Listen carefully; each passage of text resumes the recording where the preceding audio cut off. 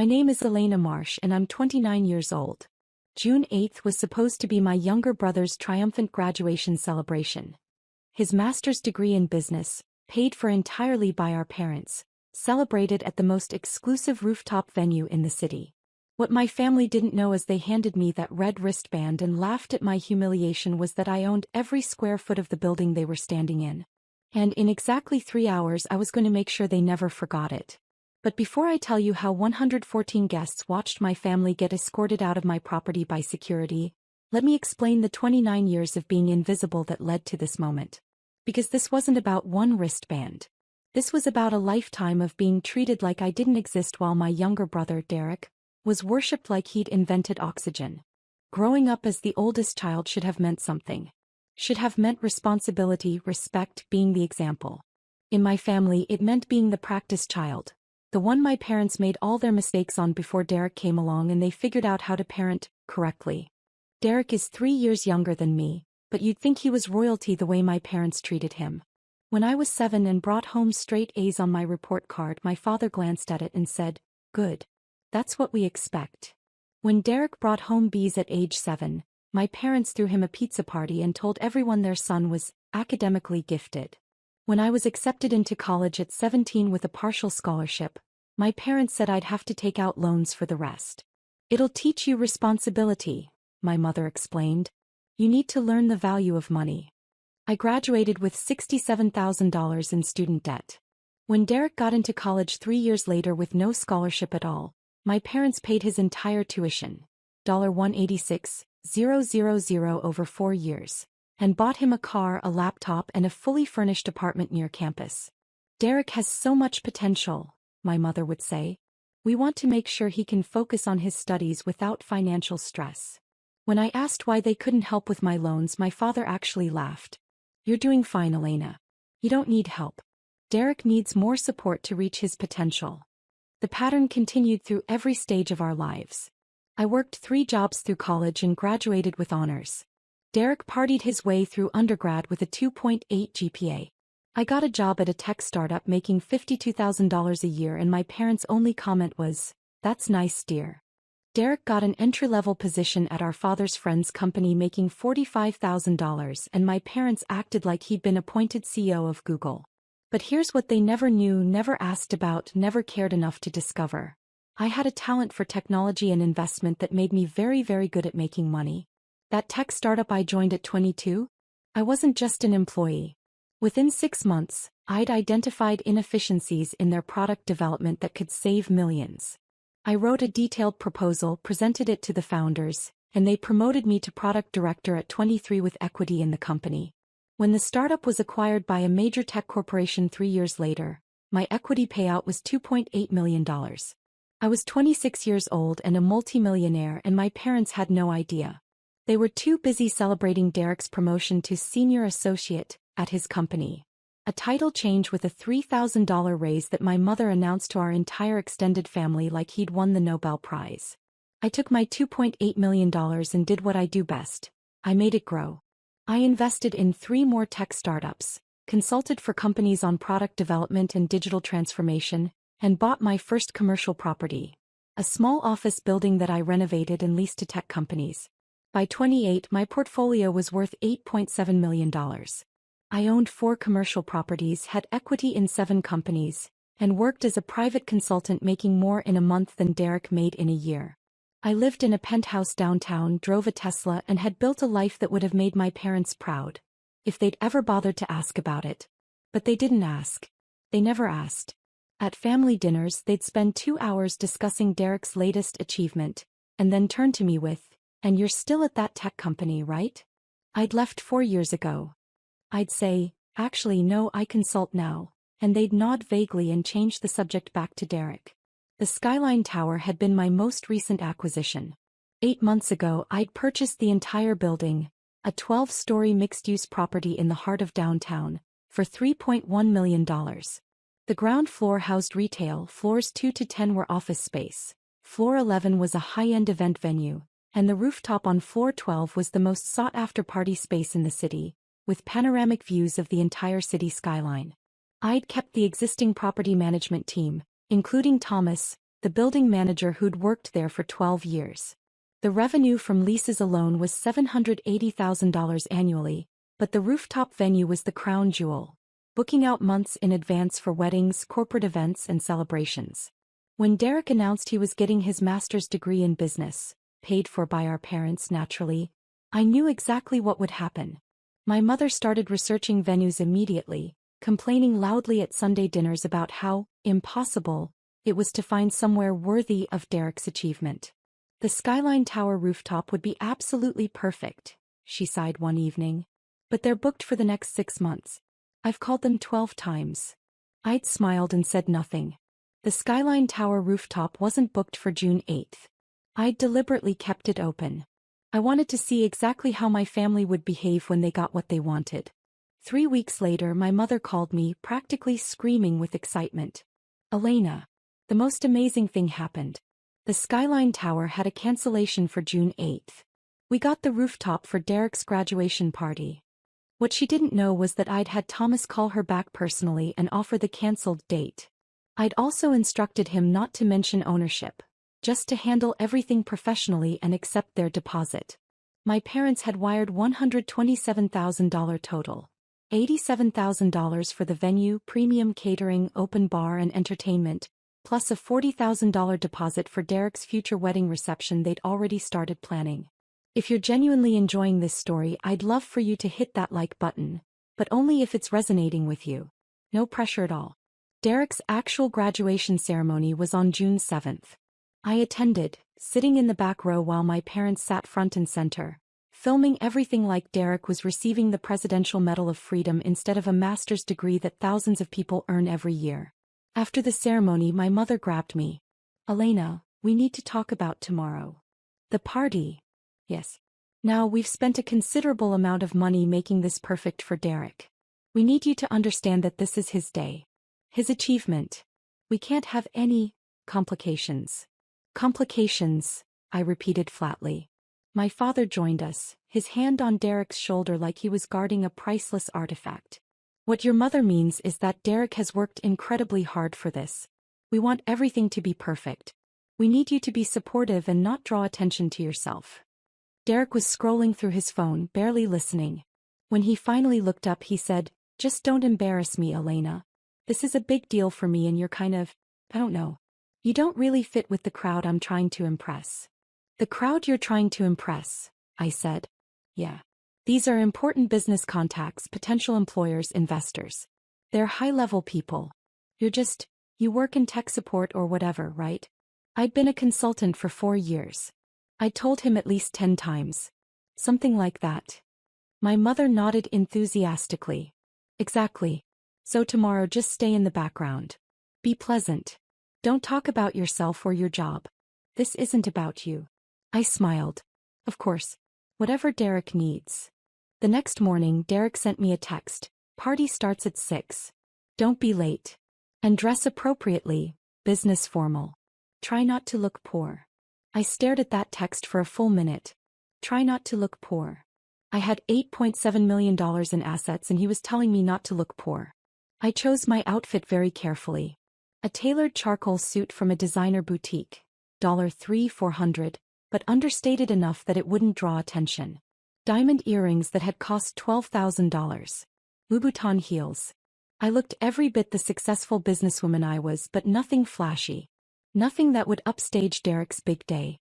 I arrived at the Skyline Tower at 5:45 p.m. Thomas saw me come in and his eyebrows rose slightly. I gave him a tiny shake of my head. "Not yet." He nodded and went back to directing the setup crew. The rooftop looked stunning. My parents had spared no expense. String lights created a canopy of light over the space. The bar was fully stocked with premium liquor. The catering tables were laden with expensive hors d'oeuvres. A DJ was setting up in the corner. Floor-to-ceiling windows showcased the sunset over the city skyline. My mother was already there, directing staff like a general commanding troops. She saw me and frowned slightly, looking me up and down. "Elena, you're early. I wanted to make sure I could help if you needed anything." How thoughtful. Her tone suggested it was anything but. "Actually, Derek has a special check-in system tonight. Very professional. Very organized. You need to get your wristband. Wristband. She pointed to a table near the entrance where Derek stood with a young woman holding a tablet and a box of wristbands. There was a line of early arrivals, professionally dressed people who were clearly Derek's colleagues, classmates, and networking contacts. I joined the line and watched. Each person gave their name, was checked off a list, and received a white wristband that read VIP guest in gold letters.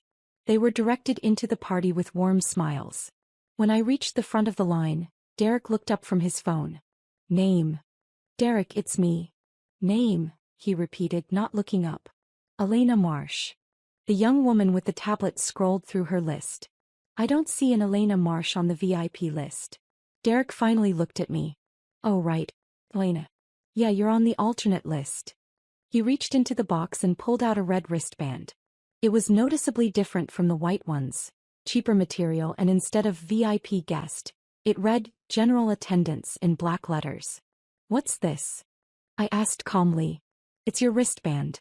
Everyone gets one. Security needs to know who's who. Security needs to know who's who, I repeated. Yeah. White wristbands are for VIPs. Business contacts, important guests, family. Red wristbands are for everyone else. And I'm everyone else. Derek shrugged. I mean, you're my sister, but you're not really part of the professional networking aspect of tonight. This is about my business future. The red wristband just means you're here to support me, not to, network or whatever. People were gathering behind me in line, listening to every word. I could feel their eyes on me. Put it on, Derek said, holding out the wristband. You're holding up the line. I took the red wristband. The material felt cheap compared to the white ones. I fastened it around my wrist while at least 15 people watched. Derek had already moved on to the next person in line. Name. Jonathan Ashford. Ah, Mr. Ashford.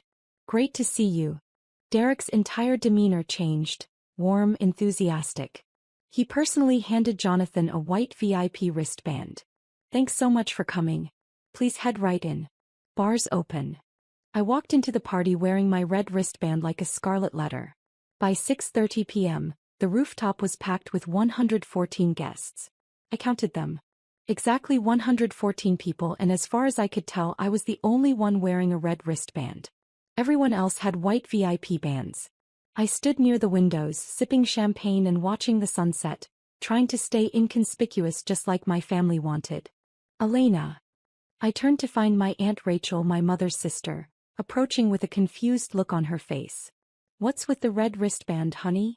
Before I could answer, my mother materialized beside us. Oh, that's just Derek's organizational system. Very clever, really. Helps him keep track of different guest categories. Different categories? Aunt Rachel looked at the white wristband on her own wrist. What category am I? Your VIP family, of course. My mother smiled brightly. The white wristbands are for important guests. And the red one means? My mother's smile tightened. General attendance. People who are here to support Derek but aren't really part of his professional circle. Aunt Rachel looked between my mother and me, understanding dawning on her face. You gave Elena a different wristband than the rest of the family? Derek organized the system, my mother said quickly. It's his party. His rules. Now if you'll excuse me, I need to check on the catering. Aunt Rachel stared at me for a long moment. Elena, It's fine, I said calmly. Really. It's Derek's day. But it wasn't fine, and it was about to get worse. At 7 p.m. my father gathered everyone for photos. Family photo time, he announced. Everyone with a white wristband whose actual family, gather around Derek. People shuffled into position. My parents flanked Derek. Aunts, uncles, cousins, all wearing white wristbands, arranged themselves around him in a semicircle. The photographer positioned himself, adjusting his camera. I started to move toward the group. Elena, what are you doing? My father's voice cut through the chatter. Family photo, I said. Red wristbands aren't in this shot. This is for VIP family only. Derek's specific request. 114 people were watching. 114 people heard my father tell me I wasn't VIP family. Derek didn't even look at me. He was busy adjusting his tie and making sure he was centered in the frame. You can stand over there. My mother pointed to a spot 15 feet away outside the camera's frame. You'll still be here. Just not in the photo. I walked to where she pointed. I stood there wearing my red wristband watching my entire family pose for photos without me. The photographer took 47 shots. I counted each one. Guests were whispering. I heard snippets. Is that his sister? Why isn't she in the photos? The red wristband. I heard someone say it means she's not important enough. That's harsh. After the family photos, Derek called for VIP guests only photos. Business contacts, mentors, important friends. Then college friends photos. Then colleagues photos. I wasn't in any of them. At 7:45 p.m., Derek gave a speech thanking everyone for coming. He thanked the venue for their incredible service and stunning space. He thanked his parents for their unwavering support and financial investment in my education. He thanked his professors, his classmates, his mentors, his friends. He didn't mention me once. At 8 p.m., my mother was showing off photos on her phone to a group of guests. Look at our family. All together to celebrate Derek's achievement. I could see the photos from where I stood. Every single one had me cropped out or positioned outside the frame. My mother had made sure of it. One of her friends noticed me standing alone. Is that Derek's sister? Why isn't she in any of the pictures? My mother waved her hand dismissively. Oh, Elena's here somewhere. But you know she's not really part of Derek's world. Different paths in life. She's more of a supportive presence. Background family. Background family, the friend repeated, looking uncomfortable. You know what I mean. Some family members are leaders, achievers. Others are just there. Elena's the just there type. I'd heard enough. It was 9 p.m. Exactly 3 hours since I'd arrived. Exactly 3 hours since Derek had handed me that red wristband and explained that security needed to know who didn't belong. I pulled out my phone and sent a text to Thomas. It's time. His response came immediately. On my way up. I walked calmly to the DJ booth and asked him to cut the music. He looked confused but complied. The rooftop went silent except for the sound of confused murmuring. Excuse me, everyone, I said, my voice carrying across the rooftop. I apologize for the interruption. My name is Elena Marsh. Most of you know me as Derek's older sister, the one with the red wristband. Derek's head snapped toward me, his eyes wide. Elena, what are you? I'll just be a moment. I wanted to share something with all of you. You see, when this party was booked 8 months ago, the venue coordinator who handled the reservation didn't mention one important detail to my family. Thomas stepped onto the rooftop, perfectly timed.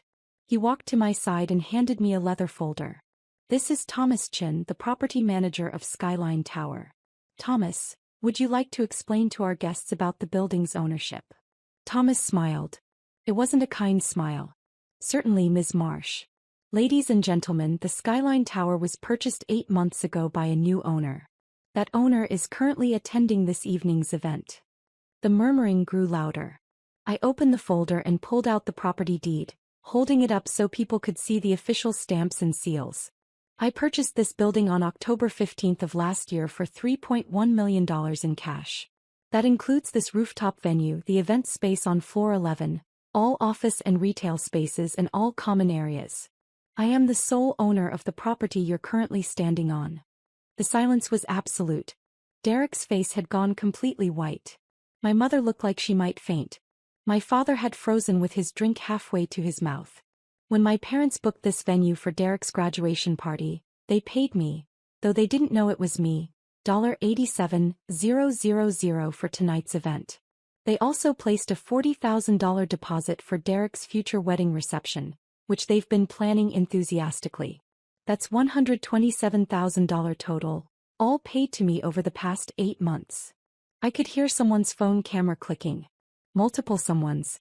Tonight I was given a red wristband and told that security needed to know who didn't belong here. I was excluded from every family photo, 47 shots total, because I wasn't VIP family. My mother told her friends I was background family, the type that's just there. My brother didn't mention me once in his speech, despite the fact that he's literally celebrating inside a building I own. I turned to look directly at Derek. You told me not to embarrass you. You said I didn't fit with the crowd you were trying to impress. So I've made a decision that I think will help with that problem. Elena, wait. Derek found his voice, but it came out strangled. This party is over. Effective immediately. Everyone has 30 minutes to gather their belongings and exit the building. Thomas, please initiate the venue shutdown. With pleasure, Ms. Marsh.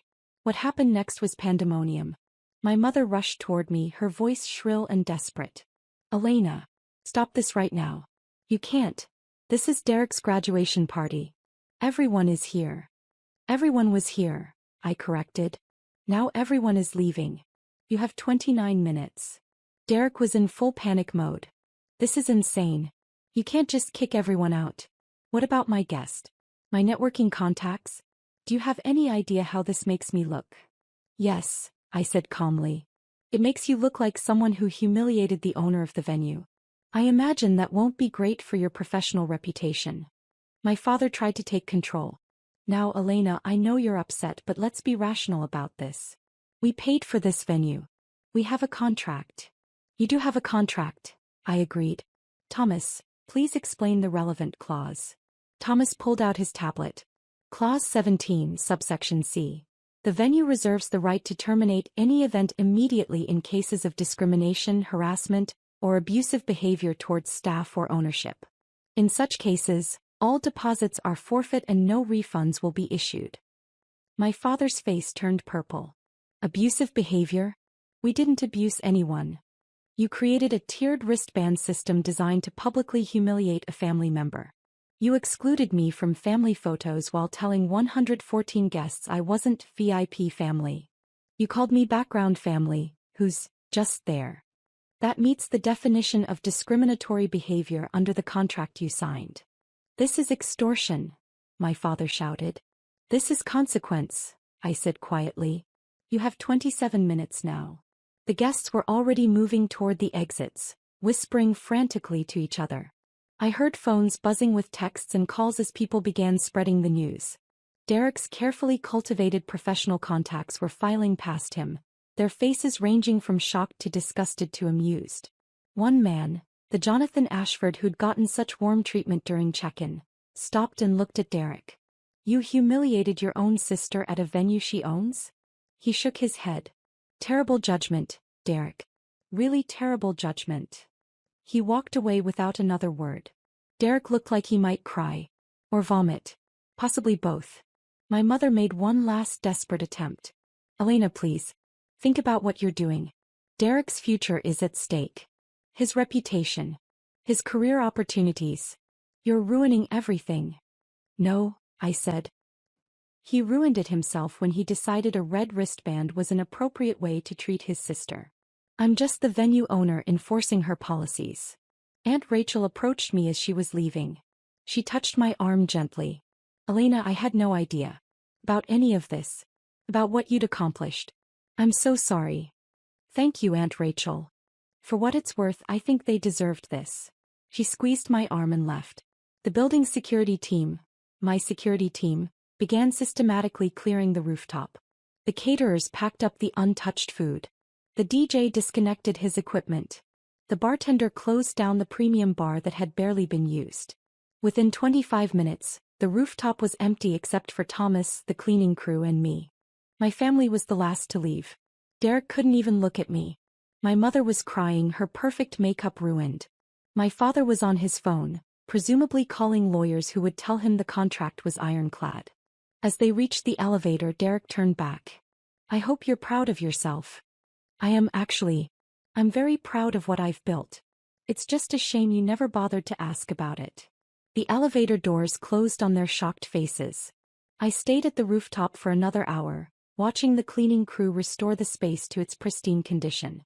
My phone was buzzing constantly, but I ignored it. When I finally checked at 10:30 p.m., I had 67 missed calls and 143 text messages. From Mom, call me immediately. We need to fix this. Derek is devastated. From Dad, this behavior is unacceptable. We're meeting with lawyers tomorrow. From Derek, you ruined my life. Everyone saw. My career is over because of you.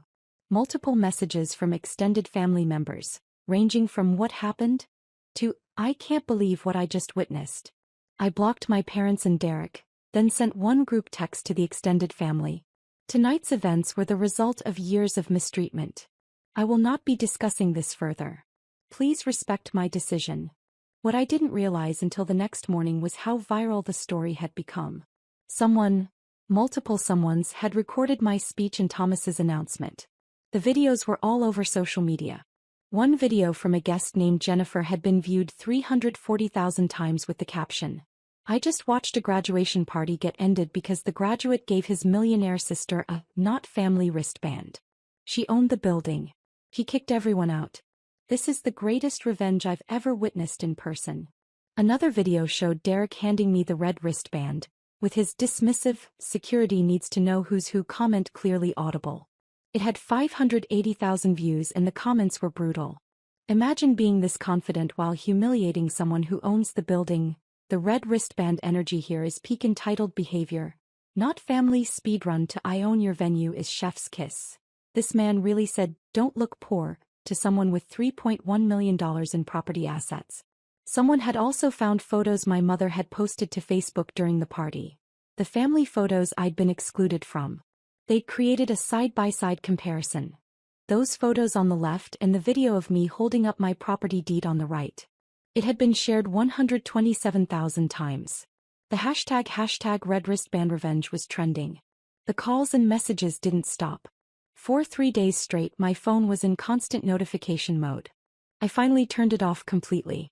On day 4 my doorbell rang at 7 a.m. I checked the security camera and saw Derek standing there, looking like he hadn't slept in days. Against my better judgment I opened the door. I didn't invite him in. "What do you want, Derek?" I need to talk to you." His voice was hoarse. "Please. You have 5 minutes. Everyone's talking about it. The videos are everywhere. My classmates, my professors, the companies I interviewed with. Everyone has seen it. 3 job offers were rescinded. One company sent me an email saying they can't employ someone who demonstrates such poor judgment in personal relationships." "I'm sorry to hear that. Are you really?" His voice broke. "You destroyed my reputation. My career. Everything I worked for." "No, Derek. You destroyed your own reputation when you decided to publicly humiliate me with a wristband system. I just owned the building where you chose to do it. It was just a wristband. It wasn't that big a deal. It was a big enough deal for you to create an entire system around it.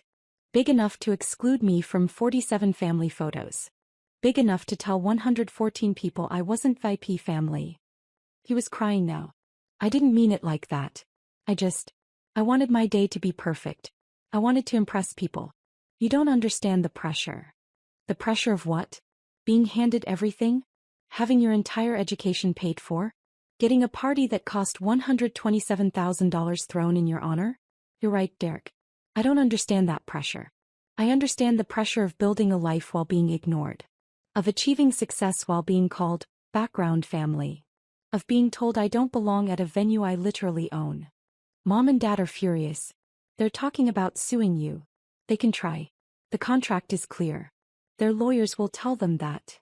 They can't afford to lose the $127,000. Dad's been struggling with his business. They took out a second mortgage to pay for my party and the wedding deposit." There was the truth beneath the anger. "They mortgaged their house for your party? And my master's degree? And the car they bought me? They're in a lot of debt, Elena. And they thought the solution was to spend $127,000 on your graduation party? They wanted me to have every opportunity. They wanted me to succeed. At my expense. Always at my expense." He looked at me with something I'd never seen from him before. Genuine desperation. "Is there any way? Could you refund even part of the money? They're going to lose the house." "No. Elena, please. You made me wear a red wristband that said I didn't belong. You excluded me from family photos. You never once, not once in 29 years, asked about my life, my work, my achievements. And now you want me to bail out the family that treated me like I was invisible. We're still family." "No, Derek. Family doesn't do what you did. Family doesn't require color-coded wristbands to determine who matters. You want to know what's sad? I would have helped you celebrate. I would have been proud of you. I would have been the best sister you could ask for.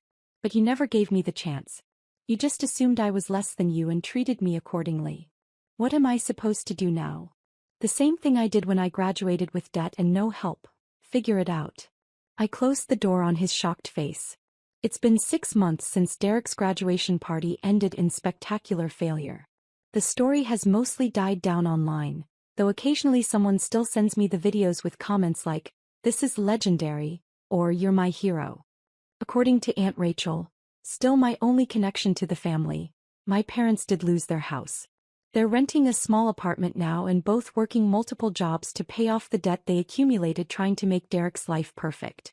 They blame me entirely, which is somehow both predictable and absurd. Derek's job prospects have slowly improved as the story faded from immediate memory, but he took a position making $20,000 less than his original offers. He's also apparently in therapy trying to process the trauma of the graduation party. Aunt Rachel tried to say this with a straight face and couldn't quite manage it. The wedding deposit for his future marriage? Turns out his girlfriend broke up with him 2 weeks after the party. She'd seen the videos and told him she couldn't marry someone who treated family that way. So that $40,000 is just gone. My parents have attempted to reach out several times through various relatives. The message is always some version of, "Don't you think you've punished us enough?" The answer is no. Because I didn't punish them. I simply stopped allowing them to treat me poorly while I funded their lifestyle. As for me, I'm thriving in ways they can't even imagine. My real estate portfolio is now worth $11.4 million. I've acquired 2 more commercial properties and I'm in negotiations for a boutique hotel. The Skyline Tower is more profitable than ever. It turns out the viral story actually increased demand for the venue. People specifically request to book the place from the red wristband video. I've also built something my biological family never gave me: genuine relationships. Thomas and his family have become close friends. I mentor 3 young women in real estate investment, sharing the knowledge I wish someone had shared with me. I have a chosen family of people who value me for who I am, not who they want me to be. Last week I received a letter from Derek. Handwritten. 7 pages long. It started with, "I understand if you never want to speak to me again," and ended with, "I'm sorry I never saw you." The middle 6 pages were a detailed apology.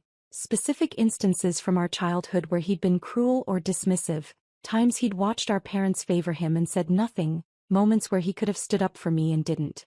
He acknowledged that the wristband wasn't the problem. It was the culmination of 29 years of treating me like I was less than him. He didn't ask for anything. Didn't beg for money or forgiveness. Just apologized and said he hoped someday I might be willing to talk. I haven't responded yet. I might not ever respond. But I kept the letter. Because here's what I've learned. Revenge isn't about getting even. It's not about making people suffer or proving you're better than them. Real revenge is building a life so successful, so fulfilling, so completely independent of the people who dismissed you that their opinion becomes irrelevant. I'm Elena Marsh. I'm 29 years old. I own $11.4 million in commercial real estate. And I haven't worn a wristband, red or otherwise, that I didn't choose for myself in 6 months. And honestly, I've never been happier. Drop a comment and let me know where you're watching from. Sometimes the best revenge isn't proving people wrong. It's becoming so successful that whether they were right or wrong simply doesn't matter anymore.